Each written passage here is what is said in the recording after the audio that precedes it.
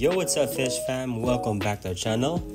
And ngayon po ay ating itutuloy itong journey natin to try to breed itong ating mga flower horn. So ito yung male natin, ayan. So hindi ko alam strain yan guys kasi yan ay pinabreed lang din sa atin sa isa sa ating mga tropa.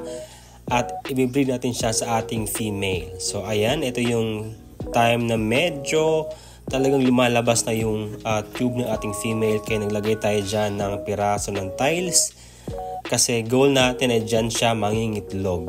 Ayan, so basically guys, signs na malapit na mangitlog ang inyong flower horn ay unang-una, drop tube na talaga siya, yung tipong sobrang luwang-luwa na yung kanyang tube no for the female guys, at yung kanyang kulay ay fade na talaga. So at this point po ng video natin, kailangan ko lang silang ipagpalit guys ng lagayan para sana ay mapahiran or ma-fertilize ng ating male itong mga eggs na to. So hindi gaanong kita guys sa video, pero ayan yung part na yan, yung mga eggs na nilay ng ating female. So hindi siya ganun kadami pero still good.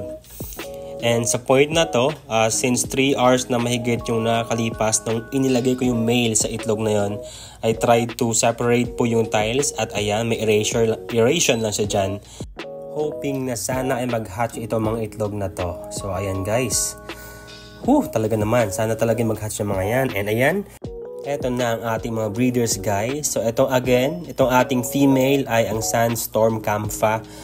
Hindi raw nakuha ng tropa natin yung strain ng male natin, pero yun, nakita ko naman siya magpahid sa mga itlog kanina. So hopefully talaga ay mag-hatch itong mga to, so we can have our fry very soon.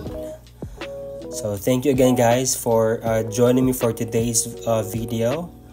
Update ko na lang kayo kapag may pagbago dito. Alright, happy fish keeping!